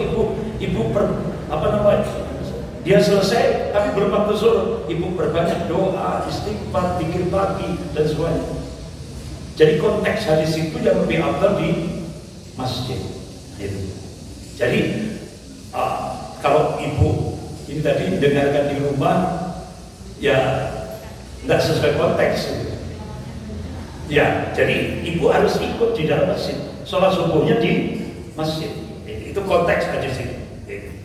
Ya, yang lain. Assalamualaikum. Ya. Assalamualaikum warahmatullahi wabarakatuh. Waalaikumsalam. Ini tentang gerakan para ulama yang tidak menyetujui pemilu, Ya. menolak dan memajukan itu kok nampaknya tidak didengar. Bahkan mahasiswa juga sudah pada bergerak. Ya. Itu gimana? Memang Ya. sekali karena ini fakta. Ya. Terima kasih. Ya, ibu-ibu yang dimuliakan Allah, ulama sudah turun gunung, mahasiswa sudah turun gunung semuanya, buruh sudah semuanya. Tapi Pak Mukidi diam-diam saja, tenang-tenang saja, ya kan? Nah, tugas kita itu bukan Pak Mukidi, tugas kita. Pak Mukidi itu sudah tugasnya Allah, itu bagiannya Allah. Yang kita ini tugasnya apa? Amar ma'ruf nahi munkar. Itu stop curang, ya kan? Stop curang. Sudah cukup. Itu. Contoh. Saya tanya, tolong dijawab dengan jujur. Pernahkah Nabiullah Musa alaihissalam diperintah oleh Allah untuk membunuh Fir'aun? Nah, ya kan? Allah perintahkan Nabiullah Musa alaihissalam, kamu harus taat dan istiqomah kepada Allah. Ya kan? Nah, begitu Nabiullah Musa dan umatnya sudah berada di tepi laut, sudah di tepi, ini Fir'aun memberikan statement, Musa menyerah, kamu sudah kalah. Apa kalau bahasa Jawanya, ojo kemeliti, terus kalah awalnya. Ya kan? Nah, apa yang terjadi? Ada kejutan.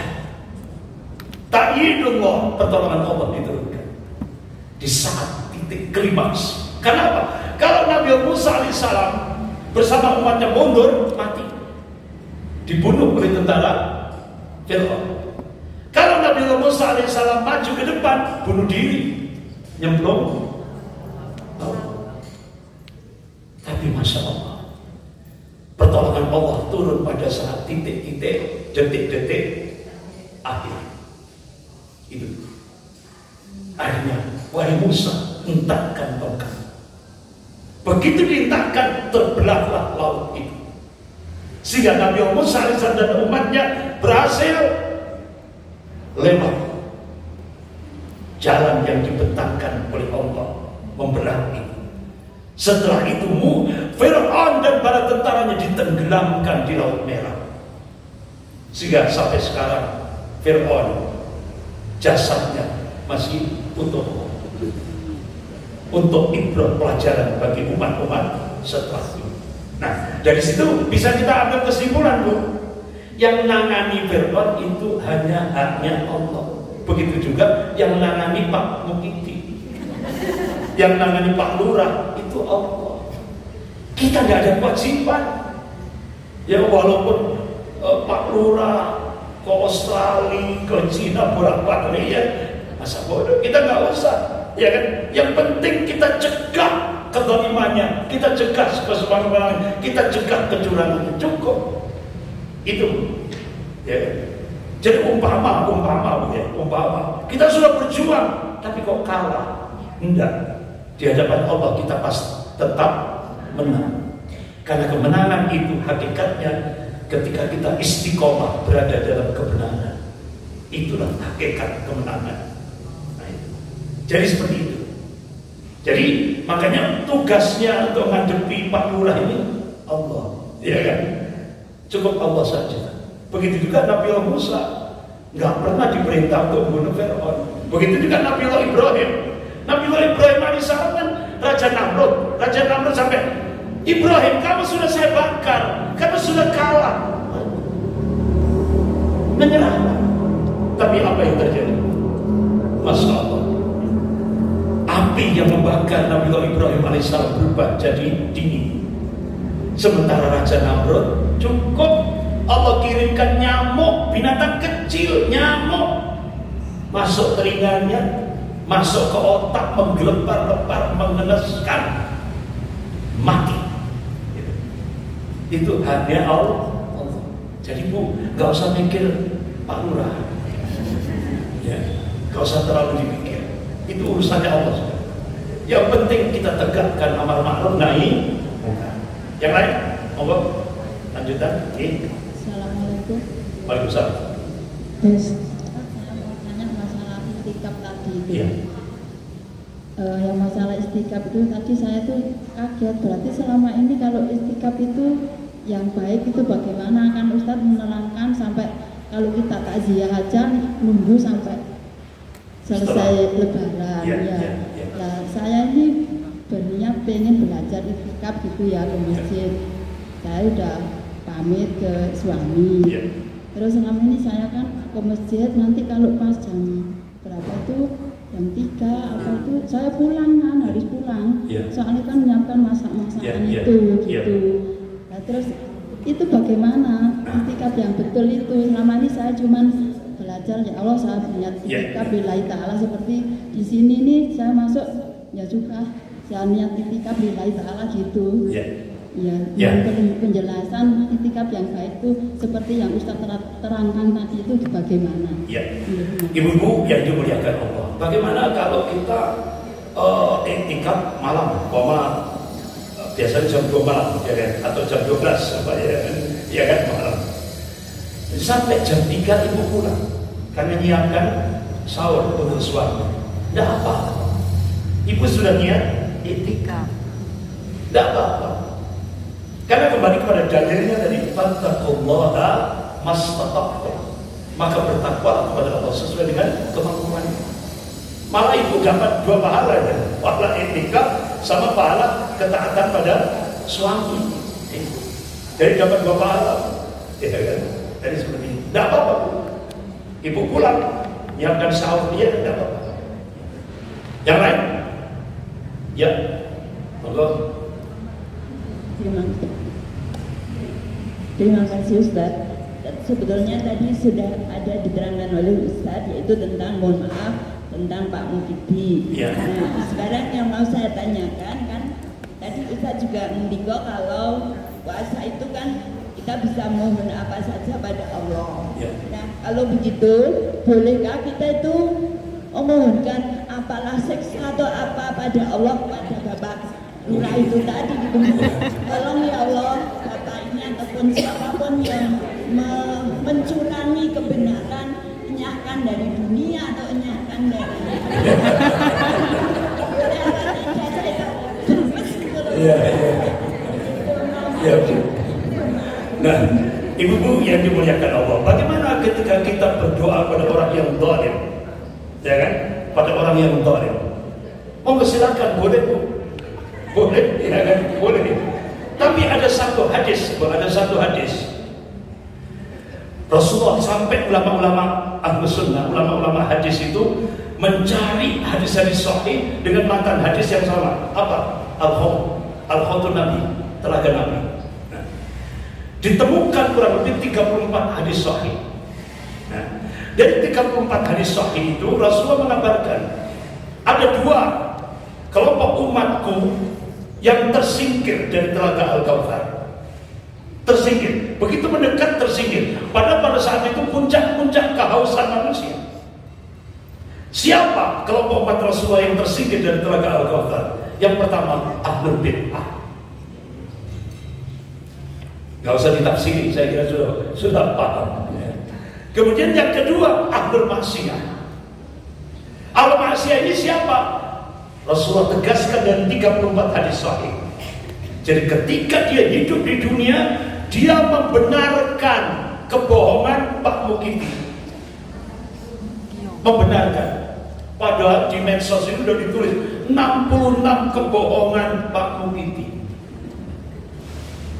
Dia benarkan, tetap dia benarkan. Dia dukung kezaliman Pak Mukiti. Itu nanti termasuk umat Rasulullah yang tersingkir dari telaga Al-Kautsar. Tidak akan mampu meminum air telaga Al-Kautsar. Pada saat itu puncak-puncak kehausan manusia. Padahal Ibu, kalau kita lihat Bu, apa yang dikabarkan oleh Rasulullah, kira-kira jumlahnya sedikit apa banyak? Yang ini tadi, membenarkan kebohongannya, mendukung kezalimannya. Banyak apa sedikit? Banyak. Tidak hanya banyak, banyak. Jangan banyak. Sampai kadang-kadang kita sampai tidak habis pikir, kok bebal sekali, ya kan? Wis dibohongi seperti itu, ya kan, dikadali seperti itu. Loh kok sek manut lah, ya kan? Ya kan? Jadi seperti itu. Ya ini bebal sudah, ya kan? Artinya sudah kunci, hatinya sudah dikunci. Ini lebih banyak yang seperti itu daripada yang kita tidak membenarkan dan tidak mendukung. Makanya sampai Rasulullah menegaskan, manakala kita mendukung, membenarkan dan mendukung, falaysa minni wa lastu minni, kata Rasulullah. Kalian bukan golongan dan aku bukan golongan. Sampai seperti itu Rasulullah tegaskan. Ada lagi, ngomong Bu, gini. Waalaikumsalam. Ini Bu. Bolehkah uang tabungan yang berbunga? Sebentar, pakai mic aja biar. Ya. Assalamualaikum warahmatullahi wabarakatuh. Waalaikumsalam warahmatullahi. Ini adik saya curhat Ustaz. Ya. Dia itu menabung di PKK. Ya. Dalam waktu 2 tahun itu uang 500.000 menjadi 1 juta. Ya. Bolehkah uang yang 1 juta itu dipakai untuk memasak buat iftar Ramadan ini? Ya. Ibu-ibu yang dimuliakan Allah, kalau 500.000 dalam 1 tahun bisa jadi 1 juta, berarti itu ada riba, ada bunga. Nah, padahal Allah itu senang kepada al-khair, kebaikan. Ya. Allah melarang untuk berbuat riba, dan Allah menyuruh untuk perbanyak sedekah. Nah sekarang bagaimana? Apakah boleh uang riba ini tadi untuk iftar shaim, untuk buka puasa? Nah, ibu-ibu, kalaupun itu terpaksa, dia mungkin karena nggak tahu ilmunya, langsung datang ke Masjid As-Salam, diserahkan ke panitianya untuk buka puasa, ya kan? Nah, yang dosa itu yang ngasih ini tadi, dosa. Sementara yang menerima ini tadi kan tidak tahu apakah itu uang halal atau uang riba, kan tidak tahu, ya. Sehingga yang terkena beban hukum syara itu yang menyerahkan, kena bukan beban hukum syara, dia dosa. Nah, sementara yang menerima tadi kan tidak tahu sama sekali, ya lepas dari beban syara. Nah, jadi ibu-ibu, ini perbuatan dosa. Ketika kita makanya, terus bagaimana caranya? Uang riba, bunga bank, ya, atau bunga simpanan tadi itu berikan untuk hal-hal yang kemaslahatan umum. Apa? Contoh, buat jalan, toilet, terus apa? Pokok sarana umum, boleh untuk sarana umum. Itu jadi penyerahan ini tadi untuk sarana umum. Makanya ibu-ibu, kalau ada orang yang ngerti, biasanya ke petugas amil, kalau petugas amil itu dia ngomong, ini uang haram, Berarti kan sudah jelas kan? Sehingga akhirnya petugas amil ini tadi akan menyerahkan uang haram ini kepada ini tadi untuk buat jalan, toilet, hal-hal kemaslahatan umum itu saja. Kenapa? Yang petugas amil itu tanggung jawabnya nanti yaumil akhir. Jangan sampai uang sudah ngomongnya uang haram, ya kan? Uang haram, ya kan? Terus dipakai untuk 8 asnaf. Oh, ini amilnya kena dosa itu, ya kan? Amilnya kena dosa. Ya kan? Apalagi seringkali muncul uang zakat fitrah, ya kan? Ada kan yang masyarakat kita yang nggak ya istilahnya kepingin jalan pintas gitu kan, tak pakai uang saja. Padahal yang lebih afdal itu berupa beras, itu lebih afdal, ya kan? Nah kalau pakai uang itu kewajiban amil memberikan beras, kewajiban amil. Tapi ada amil yang nggak paham, amil yang nggak ngerti, uang zakat fitrah dipakai bangun masjid, ini dosa. Amilnya yang dosa. Uang zakat fitrah kok untuk bangun masjid, tidak boleh. Dari 8 asnaf itu tadi yang boleh untuk bangun masjid itu masuk pos sabilillah. Dari 8 asnaf itu tadi yang pos sabilillah boleh untuk bangun masjid, pos sabilillah. Kan fakir, miskin, amil, gharimin, sabilillah, terus gharimin, kemudian tiqaq, hamba sahaya, mu'alaf. 8 asnaf yang boleh ini tadi untuk perjuangan, untuk apa, untuk dakwah dan sebagainya, sabilillah. Kemudian untuk yang tadi untuk mu'alaf, itu posnya mu'alaf. Karena 8 asnaf itu ada yang pos untuk mu'alaf. Nah, itu saja. Jadi itu aja. Cukup? Sudah cukup Ustaz. Yeah. Karena ada apa sih? Ya. Uang serangan fajar yang Nah, bagaimana uang serangan fajar? Ibu-ibu, ini Rasulullah tegas, riswah, jadi sogokan. Yang nyogok dengan yang disogok sama-sama neraka, sama-sama neraka. Yang nyogok dengan yang disogok sama-sama neraka. Nah seperti itu jawabannya. Ya rotok keren. Jadi sudah riswah tolak, riswah, suap. Ya. Kecuali akadnya ini hadiah, akadnya hadiah. Ya. Makanya saya ketika saya diadukan hadiah, ya sudah, itu hadiah itu sudah halal. Tapi kalau itu ada sogokan, ya kan? Ini sogokan, ya kan? Ya, itu. Apa istilahnya, serangan fajar. Nah, serangan fajar biasanya warna biru. Kalau serangan duha biasanya warna merah. Yang 100 ribuan. Jadi kalau bisa ditolak. Nah, tapi itu kan untuk masyarakat ya. Ya Allah, ibu tahu sendiri ya. Untuk kiai serangan fajarnya. Contoh di Asebagus situ Bogor. Kiai berapa? 80 M. Tapi Masya Allah ditolak 80 M. Terus ke Tulungagung ada Kiai Jemyati 3 M ditolak. Bergeser ke Malang ada Kiai Marzuki Mustamar 8 M plus mobil Alphard ditolak. Beliau tolak. Dia tolak. Habis itu bergeser lagi ke Pasuruan. Kiai Munif. Kiai Munif itu pertama kali akad, jelas akadnya. Berapa? 200 juta hadiah. Kiai ini hadiah. Akhirnya diterima. Nah, setelah itu datang lagi timnya. Berapa? 35 M. ditolak sama Kiai Muni. Ditolak. Pasuruan yang punya jamaah 50 ribuan itu di Pasuruan.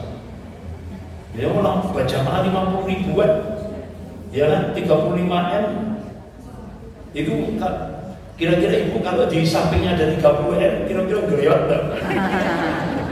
Langsung, wah, 35M wis matos tak beli. Ya, nah, sebentar Bu, ini. Lah kemudian datang lagi seorang ibu. Makanya sampai diajak podcast sama Prof. Refli Harun. Ada seorang ibu. Dia ini punya jaringan besar di seluruh Indonesia. Simpul-simpul relawan. Didatangi oleh tim ini tadi. Berapa? Bu, ibu gak usah jadi timnya Pak Anies ya. Ibu diam aja di rumah. Gak usah ikut dukung kami, gak usah. Ibu duduk manis saja. Tapi syaratnya gak usah jadi timnya Pak Anies. Duduk diam di rumah. Kami siapkan 73M. Ditolak sama beliau. 73 miliar. Ya Allah. Yang lebih mengagetkan lagi Bu, ketika saya bulan Januari 2019, ketika saya bertugas sebagai leader umroh, itu saya diterima di kediaman Habib Rizik Syihab. Saya diterima. Nah ternyata beliau didatangi 2 petinggi negara tahun bulan Januari 2019 ketika beliau masih di Mekah bersama keluarga. Apa? Yang datang itu Kapolri Tito Karnavian dan Kepala BIN Badan Intelijen Negara Pak Jenderal Budi Gunawan. Apa? Habib nggak usah pulang ke Indonesia karena Pak Muhyiddin ketakutan kalau Habib pulang ke Indonesia. Pak Muhyiddin tidak bisa tidur. Nah, paham kan Habib? Akhirnya kami siapkan pundi-pundi. Berapa Bu? Triliun. Bukan lagi M. Triliun. Tinggal tanda tangan. Cek. Triliun. Apa statement beliau? Ustaz Andri. Beliau sampaikan di hadapan saya waktu saya diterima di kediaman beliau. Ustaz Andri. Saya langsung menyampaikan di depan Kapolri dan Kepala BIN. Saya tetap pulang ke Indonesia untuk menyelamatkan Indonesia dari cengkraman Partai Komunis Cina dan 9 naga. Itu tekad beliau. Beliau tahu kalau pulang pasti di penjara, ya kan? Beliau tahu. Benar kan? Akhirnya di penjara. Gara-garanya apa? Beliau check up ke rumah sakit Umi Bogor. Jadi check up kesehatan ke rumah sakit Umi Bogor langsung dikenakan pidana 10 tahun penjara. Sementara ibu berjuta-juta rakyat Indonesia check up ke rumah sakit atau check up ke puskesmas tidak pernah di penjara. Jadi sak dunia ini cuma ada Habib Rizik Syihab. Check up ke rumah sakit, habis itu ditanya wartawan, bagaimana Habib? Alhamdulillah sehat. Ucapan alhamdulillah sehat itu langsung dikenai pidana 10 tahun penjara. Siapa yang memerintah? Pak Muhyiddin. Dolim gak kira-kira? Dolim gak? Sangat dolim. Akhirnya 10 tahun penjara. Akhirnya diketok ibu-ibu waktu itu. Gedoknya itu pertama 10 tahun penjara, ya kan? Langsung akhirnya pakar-pakar hukum seluruh Indonesia minta kepada pemerintah untuk menghapuskan, membubarkan fakultas hukum seluruh Indonesia. Karena tidak ada manfaatnya diadakan fakultas hukum di Indonesia. Bayangkan orang check up kesehatan dikenai 10 tahun penjara gara-gara perintahnya Pak Muhyiddin. Sudah tidak ada hukum, sudah. Ini bukan hukum lagi, sudah. Ini kekuasaan. Akhirnya begitu Profesor-profesor hukum, pakar-pakar pidana berteriak, hapuskan fakultas hukum. Akhirnya Mahkamah Agung memotong dari 10 tahun penjara dipotong jadi 4 tahun penjara. Sementara koruptor yang ratusan triliun cukup 2 tahun penjara. Ini perintah Pak Muhyiddin. Untuk koruptor, orang-orang Cina yang koruptor ratusan triliun cukup 2 tahun penjara. Tapi kalau ulama 4 tahun penjara. Jadi Bu, koruptor dengan ulama di Indonesia lebih mulia koruptor. Rusak negara. Makanya Ibu tadi dongo kan, entek mulai Gusti Allah, enyahkan dari muka bumi.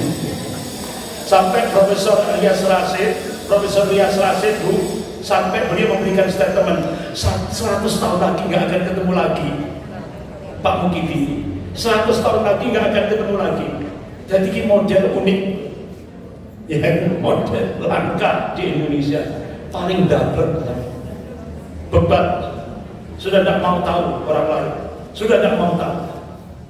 Jadi ini makanya sampai ada kritikan bukan negara kesatuan Republik Indonesia, tapi negara keluarga Republik Indonesia. Saya kira gitu, ibu-ibu, kita akhiri dengan doa kafaratul majelis. Subhanallahumma wa bihamdika, asyhadu an la ilaha illa anta, astaghfiruka wa atubu ilaik. Wa billahi taufiq wal hidayah. Wassalamualaikum warahmatullahi wabarakatuh.